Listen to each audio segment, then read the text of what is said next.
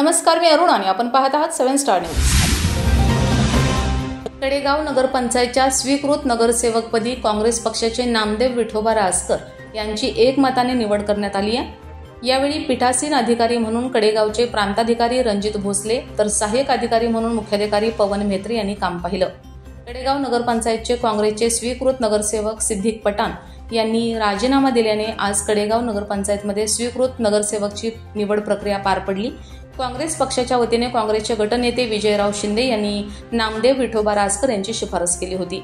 सदर निवडीप्रसंगी कडेगावचे नगराध्यक्ष धनंजय देशमुख, उपनगराध्यक्ष पैलवान अमोल डांगे, काँग्रेसचे गटनेते विजयराव शिंदे, नगरसेवक मनोज मिसाळ, सागर सकटे, संदीप काटकर, निलेश लंगडे, सीमा जाधव, छाया माळी यांच्यासह काँग्रेसचे ज्येष्ठ नेते सुरेशचंद्र थोरात, सोनहिरा सहकारी साखर कारखान्याचे उपाध्यक्ष दीपक भोसले, माजी उपनगराध्यक्ष साजिद पाटील, राजू जाधव, सागर सूर्यवंशी, सुरेश देशमुख, वैभव देसाई, महेश जाधव, दादासाहेब माळी, आनंदराव खरात, शिराज पटेल, असिफ तांबोळी, नितीन शिंदे यांच्यासह अनेक काँग्रेस कार्यकर्ते उपस्थित होते।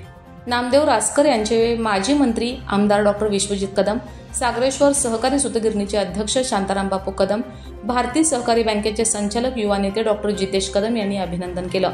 यावेळी आमचे नेते माजी मंत्री आमदार डॉ. विश्वजित कदम साहेब व शांताराम बापू यांनी माझी निवड करून जो विश्वास टाकला त्या विश्वासास पात्र राहून कडेगावच्या विकासासाठी अहोरात्र परिश्रम घेऊन काम करणार। Bureau report, 7 star news.